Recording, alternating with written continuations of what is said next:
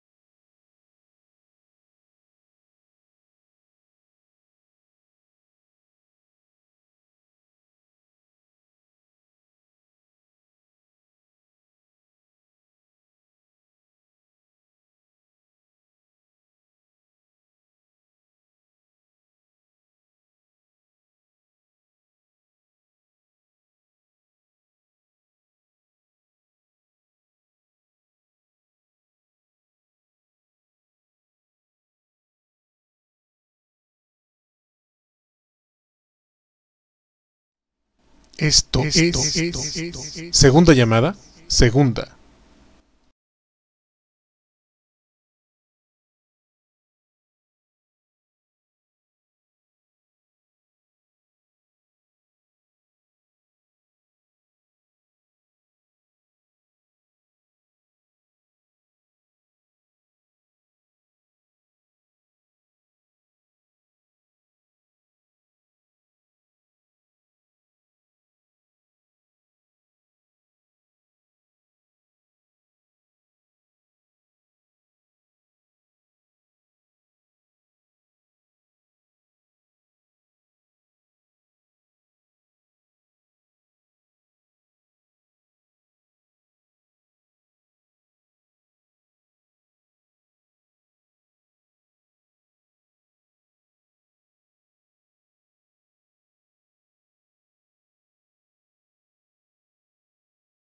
Esto es Tercera Llamada.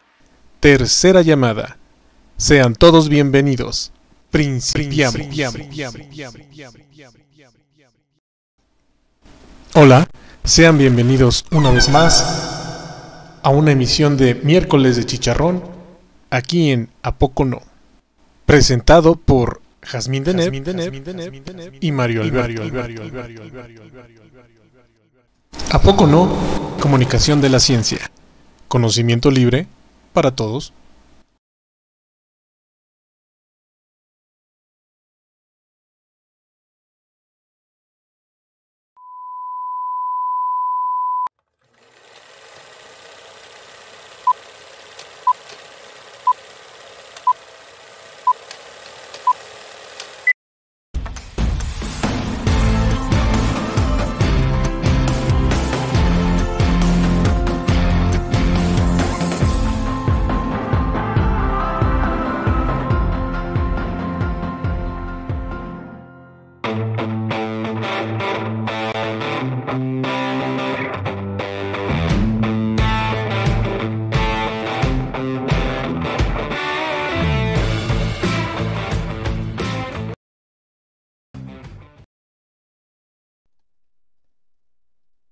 Ahí estamos, totalmente vivísimo, ahí está.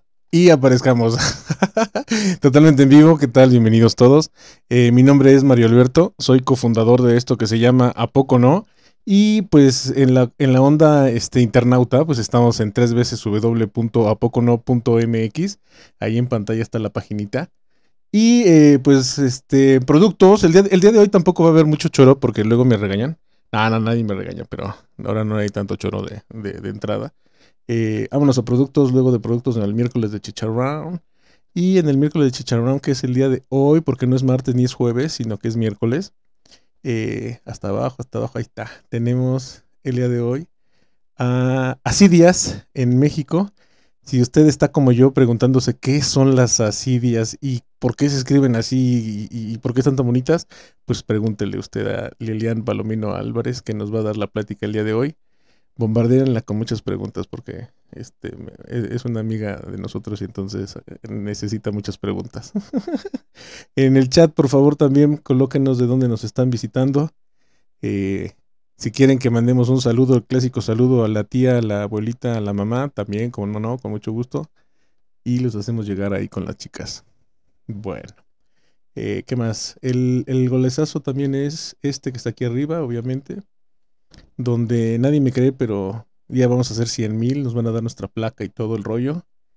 Y ahí en YouTube estamos, nada más nos faltan para 100,000, pues 99,783. Perfecto.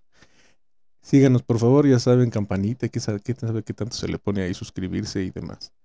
El día de hoy también, como gol, tenemos es el día de cositas de ciencia, ya Jazmín nos va a decir muchas cositas de ciencia, muchas cositas de divulgación de la ciencia y cositas así, pero me voy a aventar este último que dice WhatsApp 5582 74 74 85. El teléfono está allá abajo, por cierto, ahorita voy por él. Y debemos una impresión 3D, la debemos porque hemos tenido ahí una falla en logística, pero nada más. Y bueno, vamos a quitarle aquí, me voy a oír doble, pero bueno, audio al escritorio, adiós a mí, ahí nos vemos al rato. Pues, ¿qué tal? Buenas noches, bienvenidos hoy, este 28 de septiembre del 2022 y efectivamente estamos con Lilian Palomino Álvarez. Lilian, ¿cómo estás? Buenas noches.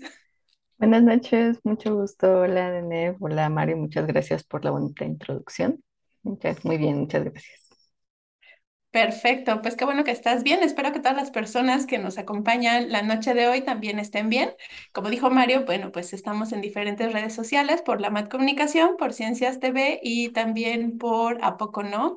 Y bueno, pues hoy es el Día de la Cultura Científica y del Divulgador, así que felicidades a todos ustedes que divulgan la ciencia y a la gente que quiere saber de ciencia, ¿no? Que sin clientes, pues no hay negocio, aunque no nos paguen. Entonces, por favor, hagan sus comentarios en el chat. Va a estar abierto los diferentes chats. Les vamos a hacer su seguimiento para todas las dudas que tengan para Lilian después de su charla. Y como lo dijo Mario, vamos a hablar de las asidias en México. Y antes de pasar a eso, pues voy a presentar a Lili, que está aquí con nosotros. Un segundín. Listo. Y bueno, también les pido, aprovechando, que compartan este enlace para que más personas escuchen sobre las asidias. Lili es bióloga egresada de la Facultad de Iztacala, de la UNAM, y es doctorante en Biología y Ecología Marina del posgrado de Ciencias del Mar y Limnología en la Unidad Multidisciplinaria de Docencia e Investigación, Facultad de Ciencias en CISAL. Sí, la Facultad de Ciencias tiene una sede allá en CISAL, en Yucatán. Ella es especialista en taxonomía y sistemática de asidias, que ahorita nos va a platicar qué son, y realiza investigaciones en sistemas coralinos con enfoque en las asidias, especialmente en el Golfo de México. Ella ha participado en varias campañas de muestreo en arrecifes coralinos y zonas costeras y también ha colaborado en diversos proyectos, como por ejemplo todos los que realiza el proyecto de biodiversidad marina de Yucatán y también un gran proyecto que se llama Red Panamericana, que nosotros de cariño les decimos Panamex, que recientemente se publicó un trabajo en la revista Science acerca de la actividad depredativa. Hay un webinario que organizó la Facultad de Ciencias sobre ellos, les vamos a poner el enlace. Ella actualmente también colabora con el programa PAUTA, programa Adopte un Talento del Instituto de Ciencias Nucleares de la UNAM, a través de impulsar la investigación científica en niños de preescolar, niños y niñas y jóvenes de preescolar a medio superior. Su hobby favorito es leer libros y hacer ejercicio como el pole dance y también la natación. Después de esta breve introducción, porque Lili hace muchísimas cosas más, pues me gustaría darle la palabra. Y antes de que comience a presentar, bueno, pues vámonos a un breve video y regresamos con la presentación. Gracias.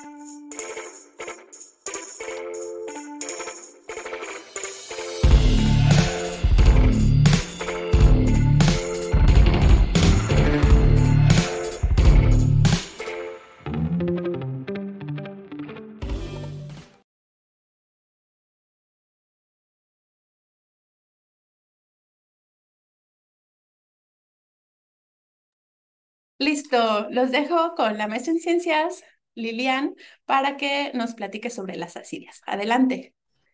Gracias, Deneb, gracias a Pocono por invitarme a hablar un poco más de las asidias, que pues es uno de mis temas que me apasiona y que me gusta muchísimo y estoy muy contenta de poder compartir esto con todos ustedes y sobre todo pues dar a conocer estos lindos organismos que están súper bonitos y son súper interesantes. Pero bueno, antes de comenzar a hablar de todo lo que se sabe de asidias en México, vamos a conocer un poco de qué son las asidias. Y pues un dato curioso es que pues nosotros estamos muy emparentados de todos los organismos marinos que conocemos, estamos muy emparentados con estos organismos. Entonces, pues aquí la pregunta es, pues de verdad nos parecemos mucho a estos organismos que podemos observar aquí, porque pues estos podrían ser ojitos, ¿no? Pero en realidad no son ojos, son su boca y bueno, por donde desechan todos los residuos. Pues para conocer un poco del por qué nos parecemos mucho a estos organismos, pues nos tenemos que remontar a unas características que son, hablando un poco de sistemática, y morfología, pues las asidias están dentro del grupo de los tunicados o también llamados urocordados. Estos organismos están dentro de, pertenecen a un subfilum que es Urocordata, que está dentro del filum cordados donde nosotros pertenecemos, donde están los vertebrados. Bueno, pero pues aún así todavía nos sigue generando la duda del por qué nosotros estamos un poco emparentados a estos organismos. Y para entender un poco el por qué, pues vamos primero a describir las características que definen a un tunicado. Entonces, un tunicado, también como su nombre lo dice, proviene de una capa celulósica que recubre la parte externa. Es como la protección que tienen las ascidias contra el medio. Este filum, bueno, este grupo de organismos tienen las características más primitivas del filum de los cordados. Son animales marinos frecuentes. La mayoría son sésiles, es decir, que viven sobre el sustrato, no tienen mucha movilidad y poseen la capacidad de circular agua dentro de su cuerpo. Es decir, son organismos filtradores donde aquí empiezan a circular el agua y lo excretan de este lado y a la vez pueden cambiar ese sentido dependiendo de las presiones naturales, pues esta circulación puede ser en sentido contrario. Y se han descrito más de 3.000 especies, únicamente más de 3.000 especies de organismos en todo el ambiente marino. Entonces, hablando más de las ramas evolutivas, nosotros estamos aquí, los mamíferos, y aquí están los urocordados. Un poco recordando nuestras clases de biología, tenemos a nosotros los hombres que pertenecemos a este grupo de, pues, ¿por qué nos parecemos, no? Entonces, de aquí a acá tenemos un recorrido. Este recorrido tiene diversas características que nos van a separar de estos organismos, pero a la vez nos van a juntar y que compartimos estas características. Uno de ellos, pues, son organismos deuterostomados, al igual que nosotros, es decir, que sus etapas iniciales del desarrollo embrionario se forma primero el ano y después la boca. También pertenecemos al clado Nefrosoo, donde se cree que el último ancestro de los organismos bilaterales fue un gusano acelomado venticoiciliado con una sola apertura. También somos organismos bilaterales donde tenemos una simetría respecto a un plano, en este caso un plano sagital, que divide al cuerpo en dos mitades especularmente idénticas. Y también somos metazoos, que somos un grupo muy diversificado de organismos eucariotas, heterótrofos, pluricelulares. Bueno, ahí se traba un poco mi mouse. Ahí va. Listo. Todas estas características que les hablé, pues son características que nosotros, los biólogos, los taxónomos, los sistemáticos, pues estudiamos, las vemos en estudios moleculares, pues los comenzamos a observar en cuanto a cuáles son las distancias genéticas que tenemos de un organismo a otro, pero las características que nosotros evidenciamos, y aquí lo importante y lo que nosotros podemos observar con nuestros ojos, o no a simple vista porque sí necesitamos un microscopio, pues son estas características que nos van a emparentar mucho, que son reminiscencias que tienen estos tunicados con nosotros. Entonces, nosotros estamos aquí, recuerdan, filos vertebrados, donde están los pececitos, y aquí están los urocordados. Los urocordados, algún dato muy curioso es que pues tienen una larva, y que vamos más adelante les voy a enseñar un poco la larva y por qué es importante la larva. Esta es una larva de un tunicado. Pues como se verán, pues tiene una constitución que tiene un estómago, tiene una boca, tiene el ano, tiene una notocorda, pero hay cuatro características que nosotros compartimos con los urocordados. La primera de ellas es la notocorda. Acuérdense que la notocorda es una estructura que dotaba de soporte al cuerpo y protección al sistema nervioso y principalmente está constituido de células vacuolizadas. Entonces, la larva de los tunicados tiene una notocorda, también tiene un cordón nervioso dorsal. Esto es un hueco dorsal que proviene del ectodermo, que da origen al cerebro, al encéfalo, a la médula, es decir, al sistema nervioso central. También tenemos hendiduras faríngeas que permiten la salida de agua que ingresa por la boca durante la alimentación. En este caso, por ejemplo, en los peces, pues es muy importante para la filtración de comida y son el soporte de las branquias y de las mandíbulas. Y finalmente tenemos una cola postanal, es decir, una elongación del cuerpo que se extiende, como su nombre lo indica, más allá del ano, y en el caso de las ascidias va a ser una fuente de locomoción para la larva para poderse distribuir en diversos hábitats. Pero bueno, esto es una asidia, bueno, perdón, esa es una larva de una asidia que tiene estas características. Pero un dato muy curioso, esto es lo que compartimos, es que el adulto no posee muchas de estas características que compartimos con nosotros, con el clado de los cordados. Es por eso que no está dentro de este clado de los cordados, es un subfilo. Entonces, las ascidias sufren metamorfosis cuando una larva llega al sustrato, empieza a sufrir metamorfosis y empieza a perder muchas de estas características. Pierde la notocorda, el cordón nervioso dorsal, no tiene el cordón nervioso dorsal que únicamente le sirvió para la locomoción y que va a dar origen a diversas estructuras en las ascidias, pero como tal no lo conserva, ni una cola posanal. Entonces, por eso son considerados como cordados, porque las larvas sí presentan todas estas características, pero el adulto ya no lo presenta. Actualmente, dentro del Subphylum Tunicata, tenemos tres clases diferentes. Uno, que es conocido como la pendicularia, como es como la nieve marina, es decir, son organismos súper chiquitos y muy difíciles de identificar.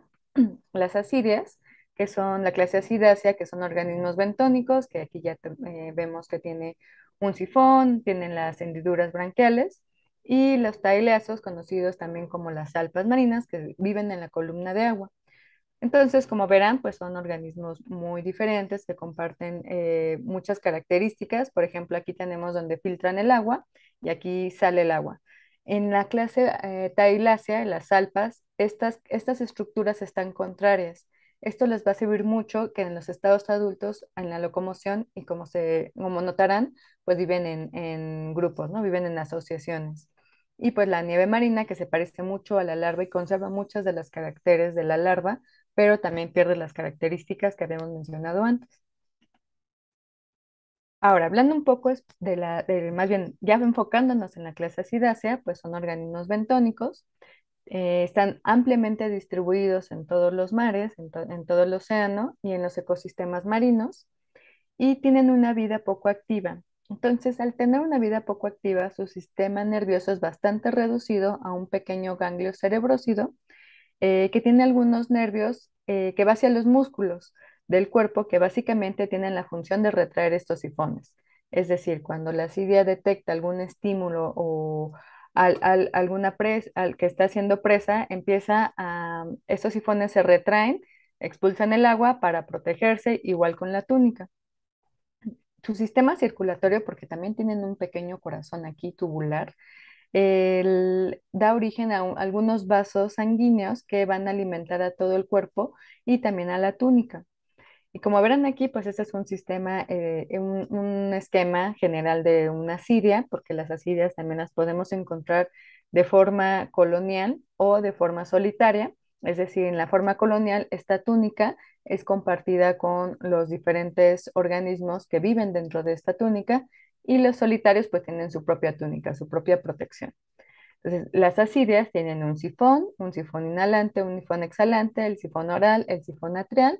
También tienen un estómago como nosotros, tienen un asa intestinal, un ano, y también son hermafroditas, es decir, que tienen gónadas tanto masculinas como femeninas. Y más adelante vamos a hablar del cómo es este ciclo reproductivo, el asexual y el sexual.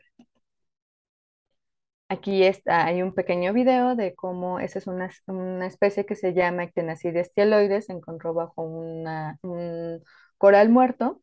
Y como se fijarán aquí, aquí tiene los sifones, ¿no? Entonces estamos tratando de estimular estas, aquí hay otra incluso una asidia colonial, y estamos tratando de hacer un estímulo donde los sifones, estas pequeñas líneas que se pueden observar aquí, son los músculos que intentan retraerse cuando reciben algún estímulo. Pues, como podrán observar en este video, pues ven, aquí están, se ven claro la faringe que está aquí está el sifón atrial, aquí está el sifón oral y estos viven en colonias. Podrán decir, bueno, es que aquí tiene su protección, pero en realidad en la base tienen unos estolones que los unen y los convierten en organismos coloniales.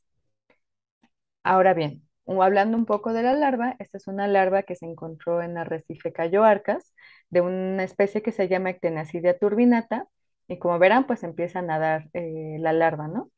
Entonces, las asidias son uno de los componentes dominantes de las comunidades bentónicas por esta larva. ¿Por qué? Porque tiene una gran capacidad dispersiva. Estas asidias, al generar una larva, pues la larva empieza a buscar sustrato con donde comenzar a postrarse y a sufrir metamorfosis para su vida adulta. Y es por eso que las asidias son tan diversas y están bastante distribuidas en todos los mares, ¿no? Entonces, la larva, como ya lo habrán visto aquí, tiene estructuras importantes que les van a ayudar a detectar cuál es el sustrato ideal para poder sufrir metamorfosis. Y una de esas estructuras son las papilas adhesivas, que las pueden ver aquí, que son tres por lo general, y pues a veces varía que pueden ser tres o dos, incluso una, dependiendo las especies, dependiendo el género. También tienen estas estructuras que ven aquí, estos dos puntitos, que son ocelos y otolitos. Los otolitos, como bien recuerdan en los peces, les dan estabilidad a los peces y también nosotros tenemos unas estructuras en los oídos que nos dan esta estabilidad. También tiene estos ocelos que detectan la luz, el paso de la luz o la sombra para que las larvas son súper específicas en el momento de adherirse al sustrato. Entonces, como podrán ver aquí, tienen estas estructuras y unas ámpulas ectodérmicas que acompañan a las papilas adhesivas. Como ya les había mencionado, las asidias sufren metamorfosis, es decir, que esta larva que van a ver aquí, que está en la columna de agua, que va a empezar a buscar sustrato, empieza a buscar el sustrato y una vez que lo encuentra, empieza a sufrir metamorfosis. Aquí sufre una inversión, como podrán ver aquí una larva desarrollada, ya incluso podemos ver un pequeño sifón y una pequeña faringe. Esta faringe, al momento en el que ya la larva manda la señal de que ya aquí ya me voy a quedar, aquí me gustó, empieza a rotar hasta llegar a la parte apical y empiezan a desarrollarse otros órganos, como el estómago, que ya empieza a ser funcional a empezar a filtrar, las gónadas y pues otras estructuras que le van a ayudar a la asidia a poder permanecer en este sustrato. Un poco hablando de su reproducción, pues bueno, tenemos la parte sexual y la parte sexual. La parte sexual es principalmente por brotamientos, es decir, que bajo condiciones extremas o que las acidias determinen que ya no tienen la energía suficiente para poder pasar por el proceso sexual, pues empiezan a sufrir, empiezan a generar brotes en todo su cuerpo, que no es nada más y nada menos que pues que crear acidias pequeñitas que genéticamente son idénticas, son clones de las acidias grandes y pues empiezan a postrarse alrededor de donde están esas asidias. La parte sexual, pues una de las asidias tiene unos ositos y otros espermatozoos que fecundan y generan la larva sale al medio, empieza a buscar sustrato y es que ahí cuando se empiezan a expandir y las asidias son muy plásticas, es decir, que muchas de la morfología que podemos ver aquí a las asidias puede variar siendo la misma especie. Y esto le da los atributos a la gran diversificación que tenemos tanto de especies como de asidias y las especies de asidias y la gran variedad de formas que puede haber de una sola especie. Entonces, viendo un poco ya de cerca las asidias son organismos que son muy frecuentes en ambientes marinos. Si nosotros vamos buceando, vamos snorkeleando, pues podemos ver una estructura coralina aquí y pues una estructura ya muerta, pero si nosotros prestamos un poco más de atención a diversos ángulos donde pudiera estar las ascidias, pues si nos hacemos un zoom, comenzamos a encontrar estos organismos que son solitarios. Y un tip para poder detectar las ascidias es que tiene que tener dos sifones y en el momento en el que nosotros nos acercamos o recibe un estímulo, esos sifones se cierran. Entonces, aquí podemos ver una ascidia medio escondida que está aquí en la estructura coralina. Y bueno, como les estuve comentando, pues tiene un montón de variedades, de formas, de colores, sabores y de todos. Y por ejemplo, aquí vemos una ascidia colonial, pero también todos estos organismos son ascidias, perdón, solitaria, y ese es un organismo colonial. Entonces, los organismos coloniales son zoides que son, a veces son muy, muy pequeños o varían en diversos tamaños, que se pueden formar aquí, esto que lo estamos viendo como en forma de una florecita, se pueden organizar eso se les llama sistemas, para pues tener todos los desechos, se generan aquí y salen al medio y aquí está el sifón, ¿no? Esta es una vista como si la viéramos desde arriba. Y también tenemos otras diversas formas donde podemos ver aquí en cada puntito, esto no está organizado en sistemas, no forma ninguna figura como aquí, solo están aquí los zoides organizados en la túnica, ¿no? Donde pueden salir el sifón oral, puede agarrar alimento. También los podemos encontrar en diferentes formas, esta es esta justa imagen es la que tengo atrás en mi fondo. Esto que ven aquí blanco es una asidia. Entonces, las asidias se pueden incrustar, también hay asidias invasoras y asidias que tienen una alta competencia por el espacio, porque como lo podrán ver aquí en esta esponja, pues empieza a crecer las asidias, empiezan a crecer, incluso pueden llegar a tapar donde se alimenta la esponja y otros organismos como los moluscos, los bivalvos, etcétera. Las asidias se encuentran muy distribuidas o tienen una amplia distribución y una amplia diversidad en diversos ambientes. Esta fotografía es de uno de los arrecifes de Veracruz y pues como podrán ver aquí podemos encontrar varias especies de asidia. Por ejemplo, aquí tenemos en esta naranjita una asidia perteneciente a la familia Lozoide, otra familia que esta es colonial, esta es solitaria, aquí podemos ver los dos sifones que se asoman aquí, probablemente de una familia Stielide.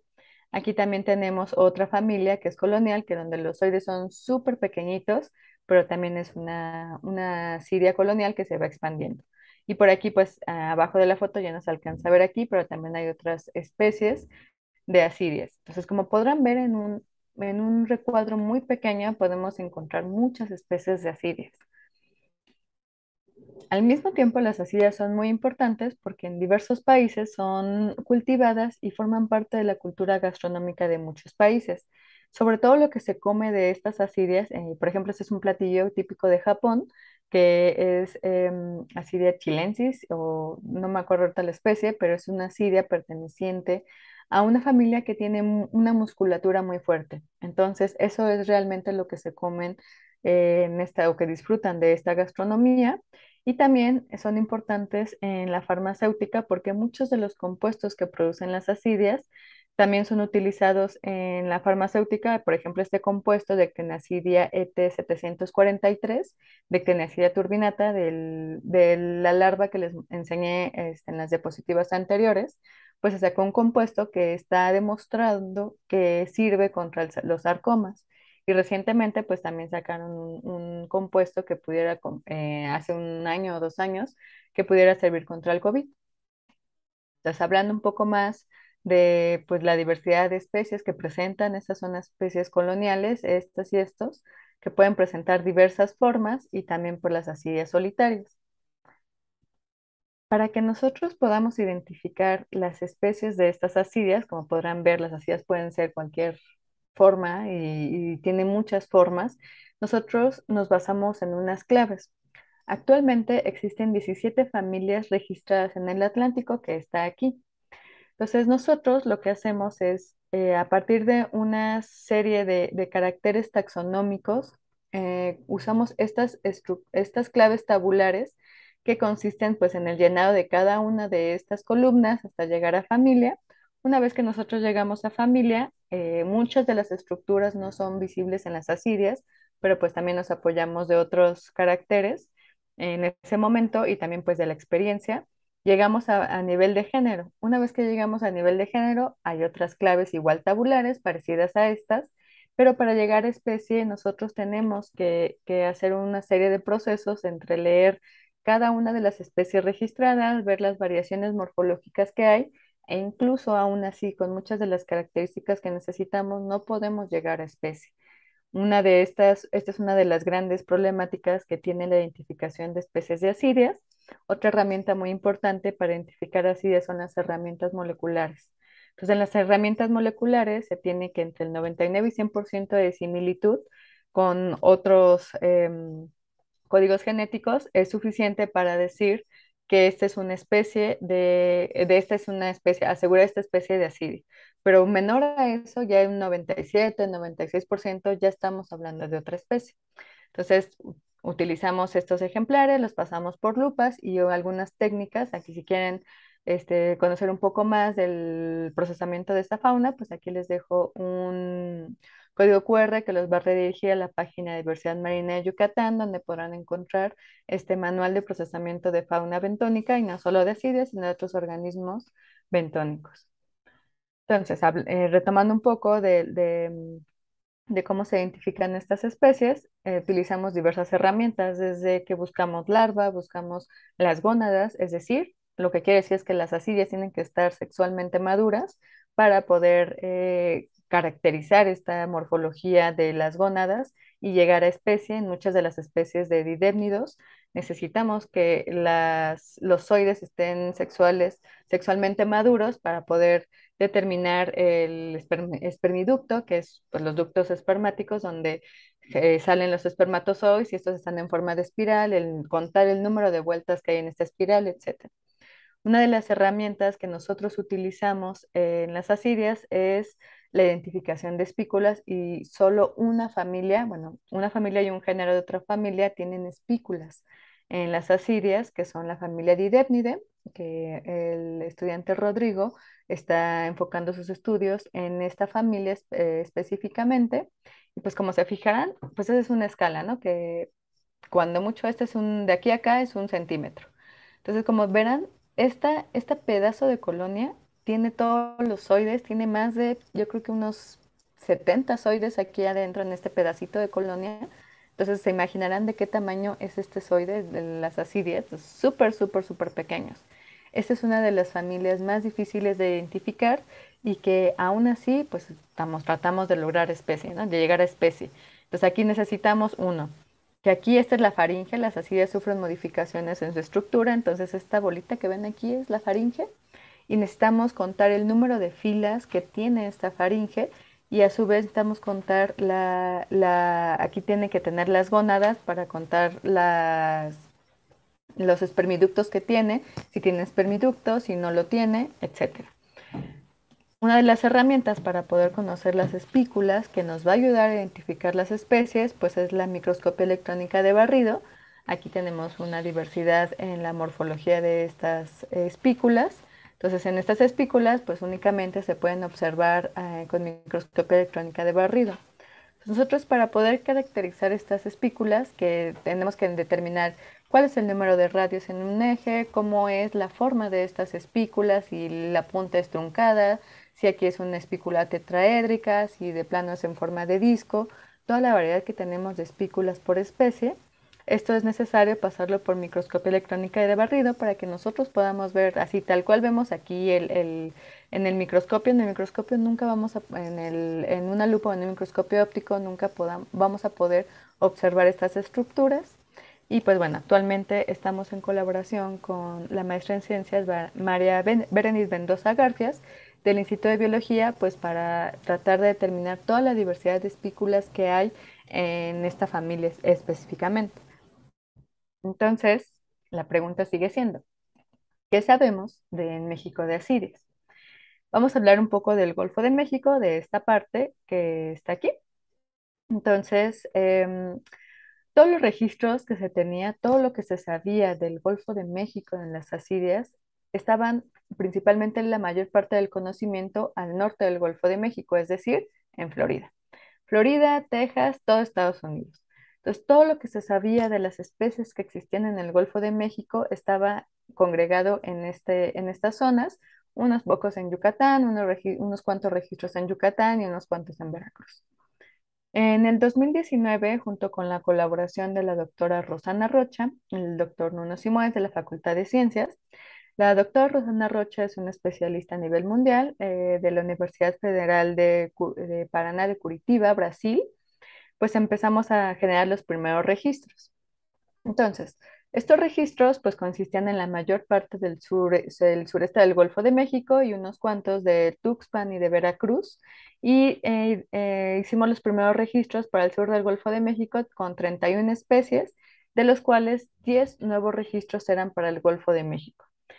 Entonces, al hacer estos registros, al hacer al comenzar a estar en estos ecosistemas, en diversos ecosistemas, específicamente en los arrecifes coralinos, empezamos a notar que existían una diversidad de especies que no compartían o que la diversidad que nosotros encontrábamos, las especies que encontrábamos aquí, no eran las mismas que nosotros encontrábamos acá y muchísimo menos, pues aquí nada más teníamos un registro, ¿no?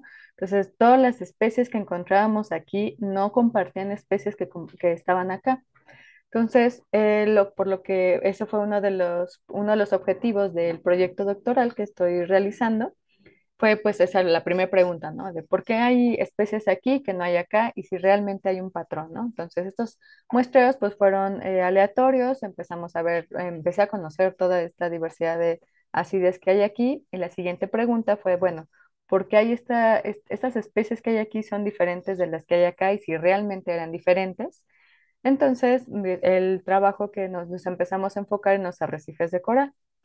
Y antes de pasar un poco a qué es lo que encontramos, pues vamos a hablar un poco de los arrecifes coralinos. Recordemos que pues, los arrecifes de coral son uno de los ecosistemas más diversos de todo el planeta, comparado solo con los bosques, con las selvas, y pues, ¿qué es el que sea muy diverso?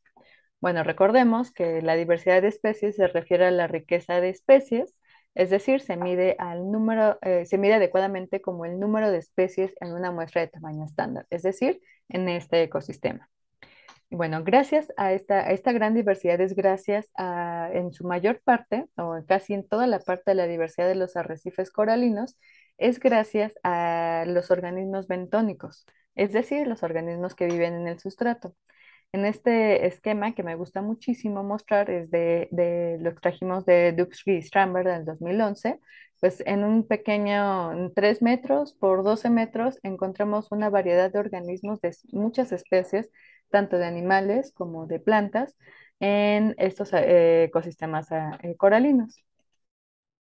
Tanto así que se han descrito aproximadamente en estos sistemas de estas especies bentónicas más de 93.000 especies descritas y se estima que aproximadamente hay más de 950.000 especies aquí que aún no se han descrito, que aún no se han descubierto, no se han identificado o incluso para tratar de caracterizar un arrecife, los que hemos tenido la oportunidad de visitar diversos ecosistemas arrecifales, pues en los arrecifes existen muchas variedades de sustratos, muchos lugares donde los organismos pudieran vivir, donde pudieran proveer alimento, etcétera. Entonces, toda esta diversidad que existe en estos ecosistemas es gracias a diversos procesos ecológicos que actúan en una variedad de escalas espaciales y temporales y generan patrones de estas diversas escalas que pueden diferir en aquellos que actúan los procesos.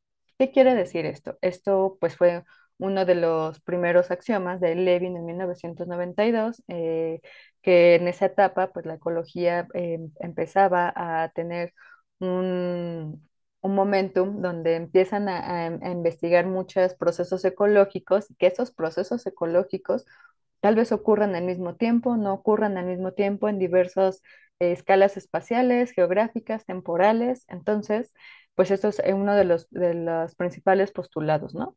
¿Qué quiere decir esto? Quiere decir que en un ecosistema existen muchos procesos ecológicos que actúan en diversas escalas Es decir, en una escala pequeña, en pocos metros, en una escala grande, macroprocesos que van a generar unos patrones de diversidad. Por ejemplo, uno de los ejemplos podría ser en estos ecosistemas, en estos organismos, en esta comunidad bentónica, la competencia y la depredación. Uno de los exponentes de Payne en 1966 y sus trabajos hacen un pequeño experimento de la importancia de la competencia y de la depredación. Y uno de ellos fue aquí en este ecosistema donde podemos ver a unos moluscos y aquí pues unas especies de estrellas, ¿no? Aquí vemos una comunidad donde hay moluscos, hay otras especies de organismos y estrellas. Pero ¿qué pasa cuando removemos a las estrellas? Si quitamos a las estrellas, que son los principales depredadores de muchos moluscos, pues los moluscos van a empezar a crecer, a crecer, a crecer, y esta comunidad que ya observamos aquí va a cambiar completamente. Entonces, ¿cuál es la importancia de los depredadores? ¿Cuál es la importancia de las competencias por espacio? Las estrellas controlaban el crecimiento de estos moluscos y al no tener estrellas, pues ya no hay quien controle este crecimiento y los moluscos empiezan a expandirse y empiezan a desplazar otras especies. Entonces, todo este proceso es súper importante en en todos los ecosistemas que actualmente conocemos. Otro ejemplo puede ser la asociación y colonización de especies, hablando de organismos bentónicos, que pues aquí vemos cómo las especies empiezan a colonizar a través del tiempo en un sustrato disponible y también pues la sucesión de especies, que es el cambio en la estructura de la comunidad a través del tiempo. Entonces no es lo mismo encontrar estas especies que están aquí que las que encontramos aquí. Hay especies que son pioneras, que van a llegar siempre y que van a dar paso a otras especies, son indicadoras, señales químicas, etcétera. Aquí hay todo un estudio, todo un campo de la ecología en el que se basa en estudiar esta sucesión de especies. Pero también tenemos pues procesos que son la heterogeneidad ambiental y la estabilidad comunitaria, como en los arrecifes coralinos, que tenemos diversos sustratos en un arrecife coralino. Recordemos que está dividido también en zonas y ofrecen muchos sustratos en los que los organismos se pueden refugiar, pueden adquirir alimentos si solo están de paso, o incluso pues también pueden llegar a reproducirse aquí, no únicamente.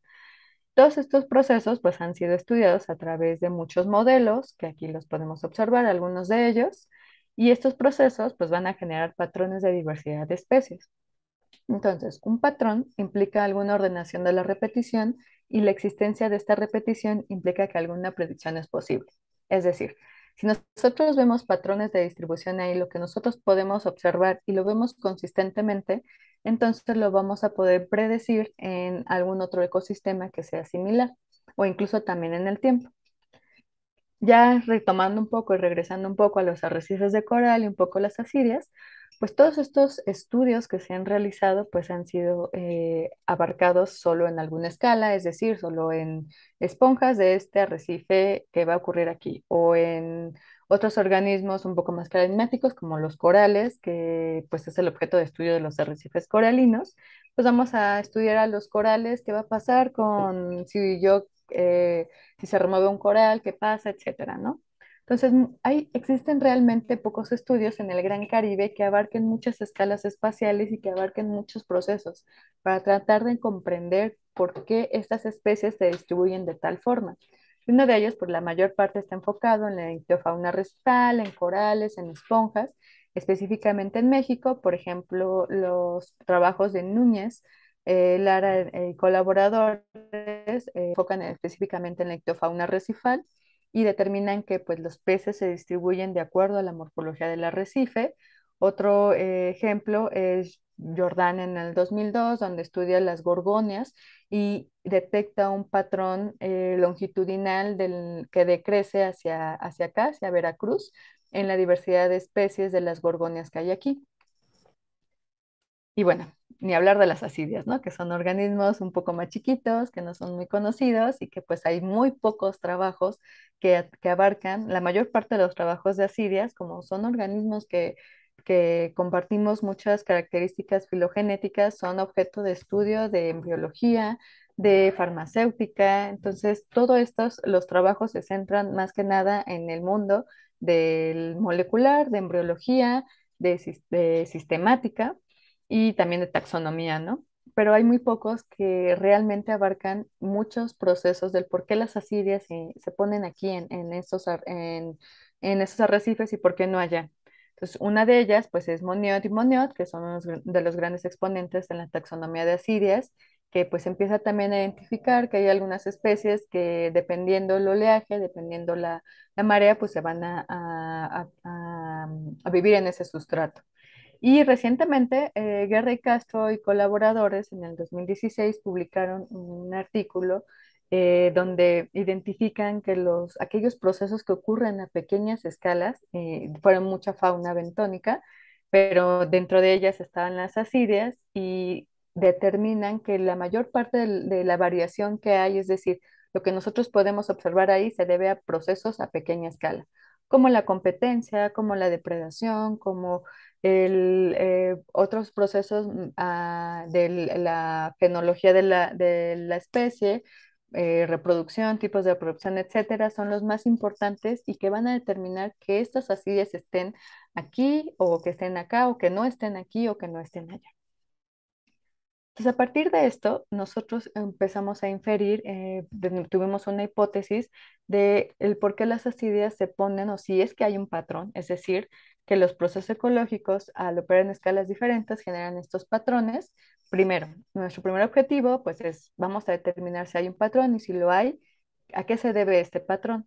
Entonces, para ello, pues nosotros empezamos a agrupar a los procesos en diferentes escalas pequeñas, medias y grandes. Por ejemplo, en escalas pequeñas los asociamos a procesos como estrategias de vida y hábitat, es decir, a pequeña escala, lo que ocurre en unos pocos centímetros, en unos pocos metros. Escala media, procesos físicos y morfología del arrecife, es decir, que ya procesos más grandes, que no son a nivel ya individual de las asidias o de las especies o de la comunidad en la que comparten, por ejemplo, de la competencia entre esponjas, entre moluscos, etcétera. Y hay otros procesos más grandes que pudieran ser responsables de estos patrones, como son los procesos físicos, de la zonación del arrecife, etcétera. Y también pues los grandes procesos como los macroprocesos, que son los físicos regionales, de pues cuánto tiempo tiene de formación este arrecife, variables oceanográficas, físicas, químicas, que pues ya es a gran escala.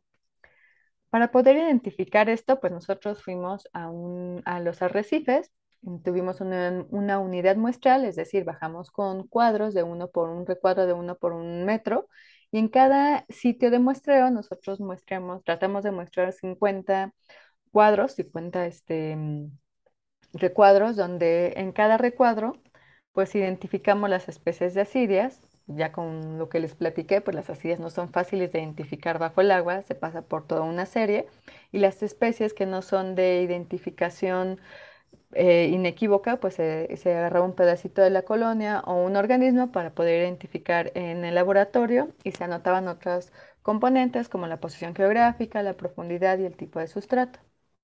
Entonces, todo esto que hicimos los agrupamos en escalas de variación, es decir, todos los cuadros van a pertenecer a un mismo transecto, todos los transectos a un mismo sitio del arrecife, todos los sitios van a conformar un arrecife, todos los arrecifes conformarán un sistema arrecifal y todos los sistemas arrecifales pues van a conformar una región, es decir, entre el Golfo y el Mar Caribe. Uno de los resultados que nosotros obtuvimos, nosotros muestramos un total de 2037 cuadros en 66 sitios de 13 arrecifes, de 3 sistemas arrecifales diferentes. El sistema arrecifal veracruzano, los arrecifes bajos de Campeche y Yucatán y el sistema arrecifal mesoamericano. Entonces, esos 3 arrecifes, sí, la respuesta es sí encontramos unos patrones diferentes y una diversidad diferente, que ahorita vamos a hablar de ellos. Esto en colaboración junto con la doctora Rosana Rocha, el doctor Uno Simoes y el doctor Elín Guerra Castro de la UNAM, el doctor Uno Simoes y Elín Guerra Castro de la ENES Mérida. Este trabajo está en proceso de publicación y pues les voy a hablar un poco de lo que trata y de lo que nosotros podemos encontrar de asidias en el sur del Golfo de México. Esto es un mapa representando la diversidad de especies, la alfa diversidad, la riqueza de especies. Nosotros detectamos que existe mayor diversidad de especies, más diversidad de especies en los arrecifes bajos de Campeche, seguido del Caribe y seguido del Golfo de México. Entonces, oh sorpresa, como nosotros decíamos, pues el Caribe hay muchas especies, hay mucha diversidad de organismos, la vida es más sabrosa en el Caribe, pero pues no. La vida es más sabrosa para las asidias en los arrecifes bajos de Campeche, como lo vemos aquí. Entonces, esta zona es muy diversa pues, hablando de la asidiofauna en comparación de las otras zonas. Lo que encontramos aquí también en este patrón de diversidad es que no existen, registramos 103 especies, pero de las cuales únicamente 22 especies van a aportar, es decir, hablando un poco de la beta diversidad, qué especies están compartidas con qué otras especies en estos sistemas arrecifales. Y como podrán observar aquí, este es un clúster de cómo aparecen estas asidias a lo largo de estos arrecifes, y organizamos esos arrecifes del oeste a este, por ejemplo, los del Veracruz, están los de Campeche y están los del Caribe, pues nosotros podemos observar un cambio en la estructura de la diversidad, la beta diversidad, un turnover de especies. Es decir, este conglomerado de especies no lo vamos a encontrar en otras, o todas las especies no las vamos a encontrar en este sistema recifal y tampoco en este otro sistema recifal. Entonces, pues lo que nosotros platicábamos, lo que nosotros observábamos, pues es verdad. Existe un gradiente de diversidad de especies y que en algunos arrecifes van a ser compartidas a lo largo del Golfo de México. Y haciendo los análisis de variación de esta diversidad, específicamente un permane ahorita les voy a enseñar, pues también detectamos que todo esto que nosotros observamos aquí, regresando un poco a la presentación anterior, este cambio, este gradiente de diversidad de especies, pues es debido a procesos a pequeña escala. Es decir, que Franchetti en el 2005 y Guerra y colaboradores en el 2016, y en este estudio específicamente de asidias, los procesos más importantes que van a influir en esta diversidad de especies, en esta configuración geográfica que nosotros podemos observar aquí, es debido a procesos a pequeña escala.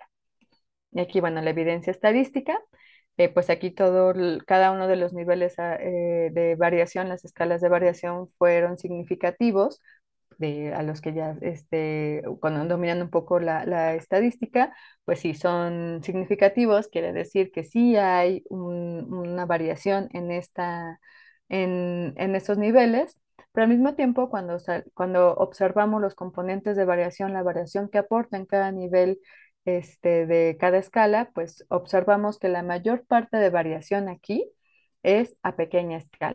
Del 100% de variación que nosotros tenemos, del por qué esas asidias las encontramos de esta forma, es debido pues a pequeña escala. Y hablando un poco de los sustratos que nosotros registramos, pues hay un sinfín de sustratos donde las asidias se registraron. Uno, la mayor parte sobre el coral vivo, seguido del coral muerto, es decir, las asidias aprovechan el coral muerto para poder colonizar ese sustrato. Y también lo encontramos en pedacerías de este coral muerto, ya son estructuras que están sueltas, también los encontramos en las asidias, encontramos asidias en estas estructuras, pero también los encontramos en otros organismos como esponjas. Es decir, la imagen que tengo aquí atrás es una asidia encima de una esponja. Y también pues en pavimento coralino, que ya está más conglomerado, está lleno de algas, también registramos asidias e incluso registramos una especie de asidia que está sobre la arena. Entonces, ¿se acuerdan que les dije que las asidias están sobre sustratos duros? Pues tampoco es cierto del todo, porque también encontramos especies que están sobre arena, y pues la arena son sustratos suaves, entonces sí está un poco loco, ¿no? De hecho, esta especie la estamos investigando y al parecer pues es una de las nuevas especies donde tiene adaptaciones la túnica, que empieza como a esparcirse como si fuera un pegamento para poder incrustarse en la arena, y pues las asidias son súper, súper plásticas, ¿no? Y súper adaptativas. Y bueno, esto es el artículo que se está trabajando, que está pues ya en los últimos, esperemos que en los últimos detalles para poder ya mandarlo y pues la puedan observar cuáles son los resultados aquí. Y bueno, un poco también hablando de los colaboradores que también están enfocándose en Asiria, pues tenemos un team Asiria que está conformado por alumnos de la Facultad de Ciencias y de la Universidad Autónoma de Yucatán. Él es Rodrigo, el pobre que está sufriendo con la especie más, la familia más difícil de asirias. Y pues también Eva y Damián están estudiando una familia de piúridas, que son de los nuevos registros que hay, nuevas especies que están encontrando. Y Ale, que también está estudiando de la familia Ciridae, también registrando nuevos registros, incluso nuevas especies. Y Eduardo más enfocado a ecología de asirias. Y bueno, pues eso es todo. Muchas gracias. Muchísimas gracias, Lili, por esta explicación. Vámonos un videito y regresamos con las preguntas. Escriban en el chat.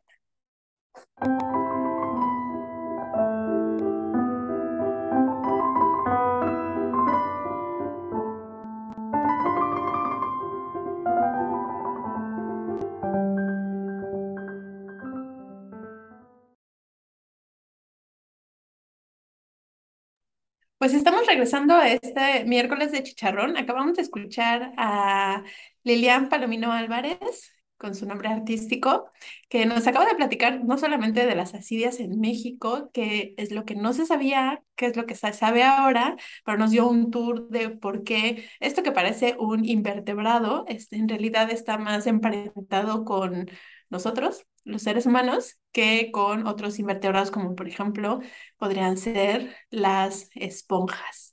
Entonces, voy a hacerte un par de preguntas, pero antes quiero mandarles saludos a la gente que nos está viendo desde Toluca y también a Mario que nos está viendo desde Colombia. Saludos de vuelta. Muchísimas gracias por estar por aquí viéndonos. Y vamos con las preguntas. También Luis Daniel te manda saluditos y ánimos desde Puerto Vallarta. Muchas gracias a Daniel que los vamos a invitar a otro miércoles de chicharrón. Entonces tenemos una pregunta de Pame. ¿Cuál crees que es el factor estresante que más afecta a la diversidad de asidias? ¿Podemos encontrar a las asidias como parte de la cultura prehispánica mexicana? Eso es difícil. Es difícil. Sí, bueno, la primera, pues es que hay muchos factores, ¿no? Recordemos que las asidias, a ser filtradoras, pues en cualquier cambio o si tú llegas a conocer una especie de asidia que está viviendo bien feliz en el medio y le cambias, no sé, la turbidez, pues se va a morir porque esa especie está adaptada. De hecho, una de las cosas que estamos discutiendo en el artículo es que pues, nosotros conocemos o los que tenemos la oportunidad de ir a bucear a Veracruz, es un ambiente completamente diferente a lo que hay en los bajos de Campeche y en el Caribe. ¿Por qué? Porque en Veracruz hay muchos hay ríos que alimentan y que pues empieza a haber turbidez, contaminantes, etcétera. Entonces hay especies que están adaptadas de asidias para resistir eso y que por eso podemos observar esta composición en el ensamblaje de asidias diferente a lo que encontramos en los bajos del Caribe. Entonces, una, el determinante pues es la filtración. Si tú le quitas a la asidia el alimento, pues se va a morir. La temperatura también se va a morir. Si no hay sustrato disponible, si todo se muere o llega un huracán y ¡pam! Adiós asirias, porque pues ya se va el sustrato y pues las asirias, adiós, junto con el sustrato, ¿no? Entonces creo que muy determinante, hay muchos factores, pero yo creo que sería más que nada, pues dependiendo de la especie, dependiendo de la especie en la que tú vas a encontrar estos organismos y el ecosistema y las condiciones. Si encuentras ecosistemas con turbidez, pues si le cambias tal vez la turbidez y ya es algo cristalino y bonito, tal vez la especie que encontraste ahí se va a morir porque estaba adecuada a esas condiciones, pero tal vez crees que en otras. Entonces sí es muy variable los factores, no hay un factor determinante en sí. Y la otra de la cultura, pues yo que sepa, no hay registros en la cultura de prehispánica. Uno es porque pues no tenemos, las asidias no tienen estructuras duras más que estas espículas que están así súper chiquitas, ¿no? Esas estructuras en algunas ocasiones las podemos observar hay unos registros de briozoos que los encuentran en unas cavernas y tal vez podemos encontrar estas espículas que están aquí. Pero esas espículas también son muy frágiles, es decir, cualquier cambio de pH, por mínimo que sea, se deshace. Entonces, como son muy pequeñas, pues también son muy frágiles. Entonces, que yo sepa, pues no le hemos encontrado en una cultura, al menos de México, que pues hayan, o pues no, aunque sí me he puesto a ver en algunos, pues, dibujos o de estas pinturas de México, pero pues no encontré. Sí, con estas interpretaciones de, ay, mira, eso podría ser una asidia. Para los que nos están viendo de otra parte de México, si conocen alguna historia de asidias en las culturas prehispánicas, ahí pónganos en el chat. Gracias, Lili, por la respuesta. Y te voy a hacer una pregunta que nos hace Mario. Dice que él quisiera saber un poco más acerca de la parte que nos contaste de lo hermafrodita en las asidias. Ok, pues las asirias tienen su parte femenina y su parte masculina. Entonces, esto es una adaptación que tienen las asirias sobre todo para la diversificación. Es como un contra y un pro y un contra.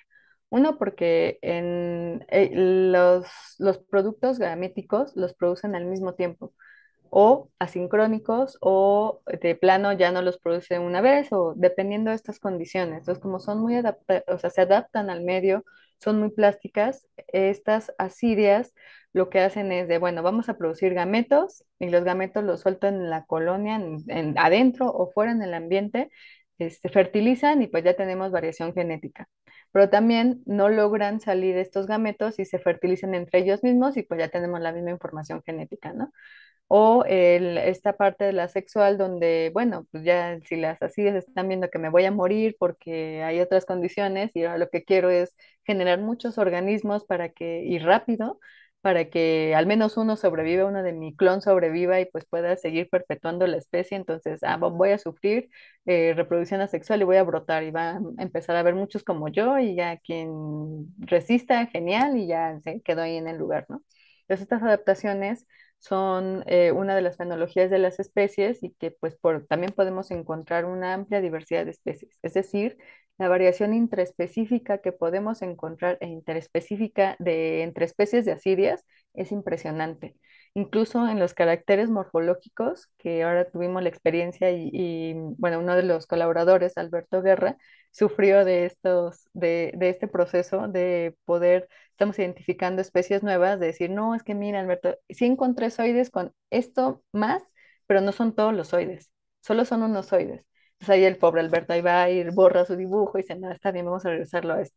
Entonces es una serie de adaptaciones, de diversificaciones que tienen las asirias. Entonces te digo, son su pro y su contra es de sí, vamos a reproducirnos para poder ser muchas, pero su contra es de, bueno, ¿qué tipo de reproducción, no? Quiero evolucionar, quiero generar otra especie, etcétera. Entonces, eso es un poco más hablando de la reproducción asexual y sexual de las asirias. Bueno, para el final es eso, ¿no? Estrategias para sobrevivir. Ya tenemos el ejemplo de los dinosaurios que algunos no lograron evolucionar y otros pues ya están aquí y no los Algunos no comemos normal. todos los días para los que comen pollitos.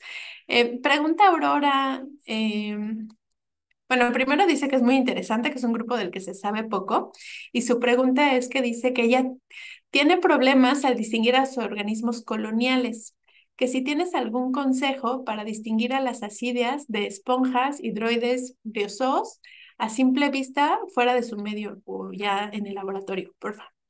Claro, una anécdota de esto de mi compañera Diana Ugalde, que pues al principio pues es muy difícil distinguir a las ascidias si no tienes un ojo experto, ¿no?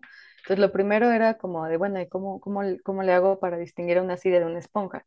Entonces ya pues empezando a leer, pues lo primero es, si es una ascidia solitaria, te acercas y empiezan a retraer los sifones. O sea, tienes que buscar dos sifones. Entonces ya cuando veas dos hoyitos y que se retraen, ascidia segura. Pero también hay muchas especies que se parecen a esponjas. Entonces, una vez en un buceo debajo del agua, pues decir, esta es una esponja y se la pasaba. No, no es una esponja, es una así. Y yo, no, es una esponja. Entonces, nos estamos pasando así de, no, entonces, ¿qué es?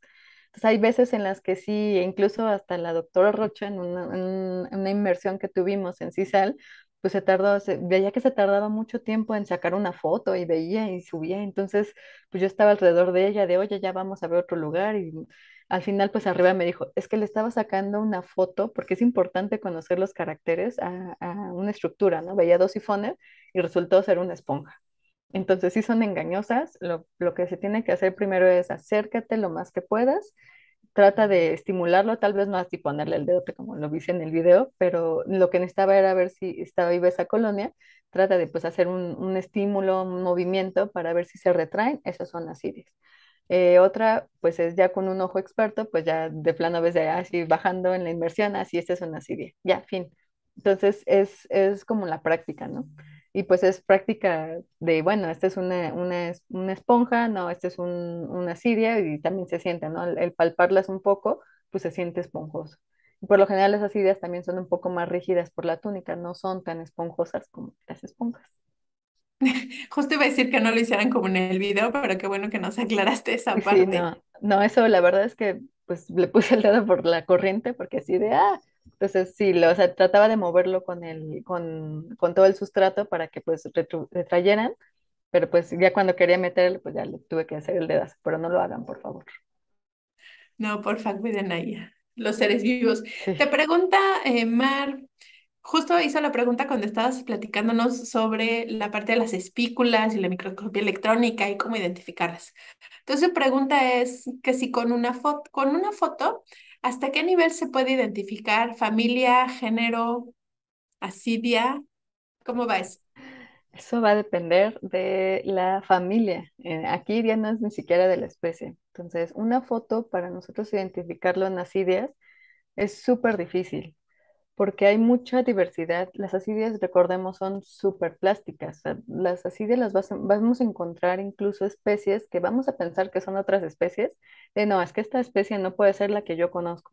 Y al momento de que la extraemos y hacemos la taxonomía, eso también lo podrá compartir Ale, no me dejará mentir, pues toda esta familia es del género Asídide. Entonces nosotros lo agrupamos por frasquitos y esta se parece, pero en el momento en el que ya empezamos a abrir el Asídide en disectar, nosotros seguimos unas fichas taxonómicas que lo tratamos de hacer riguroso. Desde, o sea, le vemos todo a la asidia, desde los sifones, tentáculos orales, las ramificaciones de la musculatura, cuántas filas de estigmatas hay, cuántos vasos longitudinales, así realmente contamos, somos bichitos cuentapatas que contamos así número de tentáculos. Hay veces en las que nos encontramos en un organismo hasta 400 tentáculos. Entonces, contar esos tentáculos para ver si corresponde a la especie descrita y si la especie te dice, no, pues tienes hay 400, de 400 a 500. Sí, puede ser esta especie. Pero si te dice hay de 20 a 30, pues esa especie ya no corresponde. Y por foto son casi lo mismo. Entonces, sí es muy difícil identificar por fotografía. Hay algunas veces en las que tal vez lo podamos hacer a nivel de familia. Y es todo, porque son especies inequívocas como Ctenacida turbinata, que es una especie de ID inequívoco, y Falucia nigra, que pues no cambian en realidad esas especies, que sabemos que no cambian y que está demostrado. Y que aún así hay que abrir para pues corroborar, ¿no? De que no te vaya a salir con una sorpresa de, ay, no, ya no soy esta especie, ya evolucioné y ya soy otra especie. Entonces, esto es uno de los problemas de las asirias y pues que aparte de que no las puedes identificar por foto, pues ya para llegar a las claves, pues tenemos otro problema, ¿no? Ay, ¿qué creen? No hay claves hasta llegar a especie, ¿no? Vas a tener que leerte todas las especies que hay del género y ver cuáles son las variaciones, ¿no? Y hay algunos que tenemos claves hasta llegar a especie, pero otras claves que se están desarrollando, pero otras no. Entonces te toca leer las especies y con lo que has visto, lo has observado, bueno, yo creo que puede ser esta especie porque estos caracteres concuerdan, pero no concuerdan lo demás. Entonces ahí fue mucho de la ayuda de la doctora Rocha, de su experiencia, de decir, no, esta especie sí es porque nada más varía en uno o dos estigmatas. Pero pues ya si encuentras más variaciones, pues sí, ya tenemos que identificar otra especie. Entonces, sí, la respuesta es muy difícil. Está bien, muchísimas gracias por la explicación. Y pues a veces hay que ser cautelosos, ¿no? Con esas aseveraciones de que queremos identificar todo a nivel de especie solo con una fotografía. Lilian, nos estamos acercando al final de esta emisión del miércoles de Chicharrón y me gustaría hacerte una última pregunta. ¿Qué quieres que nos llevemos hoy a la cama sobre las asidias? ¿Qué no se nos debe de olvidar? Lo que no se nos debe de olvidar es que son organismos muy importantes, tal vez no son carismáticos como las esponjas ni como las corales, pero son muy importantes y que todo el estudio, que el esfuerzo que se ha hecho de identificar las asidias es también para resaltar toda la gran diversidad que tiene México en todos los ecosistemas marinos que tiene. hay muchas especies, muchos registros de especies, pero que también las ascidias son parte importante de estos ecosistemas y que pues están ampliamente distribuidos y que pues también necesitamos conocer mucho de la diversidad. Antes de ver de ahorita lo que está pues en su auge es proteger ecosistemas, ¿no?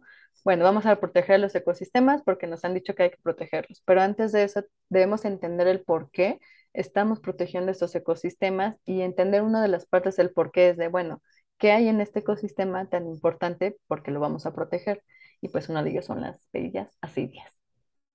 Y el siguiente son los moluscos. Y el siguiente son los moluscos, las Pues ya babosas estamos marinas. Sí. Estamos a punto de llegar al final de este miércoles de chicharrón. Los invitamos a seguir nuestras redes sociales. Tenemos de todo menos TikTok porque no nos animamos acá a hacer videitos. Facebook, Twitter, Instagram, LinkedIn y YouTube. Por ahí les apareció un enlace para que le piquen y nos sigan en YouTube. Como dice Mario, casi llegamos a los 100,000. Nos faltan 999,000 N. Pues síganos en nuestras redes sociales, no se pierdan nuestro siguiente miércoles de chicharrón. Y va la última pregunta de Aurora que dice que si de casualidad has encontrado especies crípticas, es decir, similares morfológicamente, pero que solo se puedan distinguir a nivel molecular, o estás en ello. Estamos, bueno, justo hoy, ahorita, hace rato, hace 10 minutos, se acaba de someter un artículo de registro de nuevas especies, que esperemos que nos los aprueben pronto. Estamos identificando con la ayuda de la doctora Marie Nittman de la Universidad de California. Ella secuenció, tenemos más de 300 secuencias genéticas de ascidias de todo este gran trabajo. Una de ellas fueron 3 géneros de especies de ascidias. Entonces, cuando nosotros vemos a un género de esta especie, que es Botryloides y Botryllus, se ven exactamente iguales. Hasta que necesitamos de biología molecular para poder identificar entre especies. Y una vez que identificamos entre especies, ahora sí, vamos con los oides para que cualquier diferencia que haya se reporte de otra especie. Entonces, son un total de 2 especies nuevas para la ciencia y unos nuevos registros que esperemos que salga pronto y pues podamos compartirlo. Pero sí, necesitamos en estos organismos que no varían y sobre todo también los didépnidos, no varían los oides, que los encontramos iguales y nos ayudamos de espículas y de larvas para identificar entre especies. Entonces, sí hay un montón de especies, el término es críptico molecular, ¿no? De críptico de variación morfológica. Entonces, sí. Sí, la verdad es que conocemos bien poquito y mientras más lo estudiamos, resulta que lo que creíamos pues no era cierto, ¿no?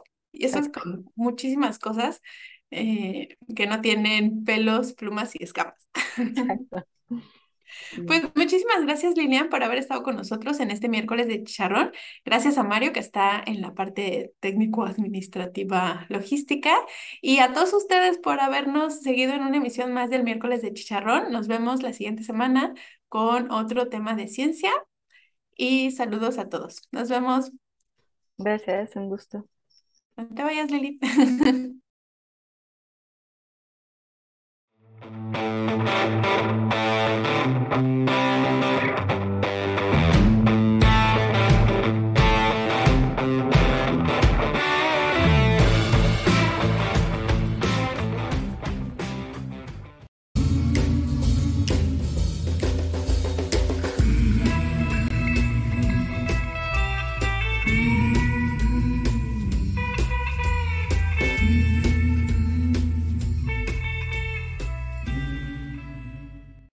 ¿A poco no? Comunicación de la ciencia. Conocimiento libre para todos.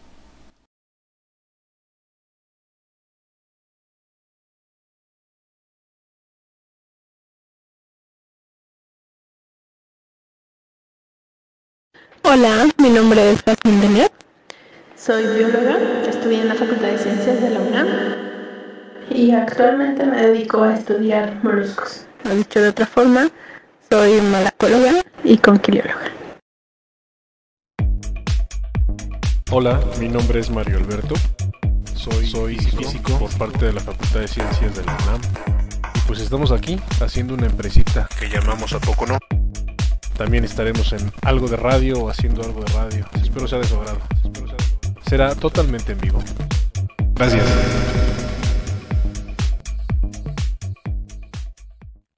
A Poco No Radio, otra forma de oír ciencia.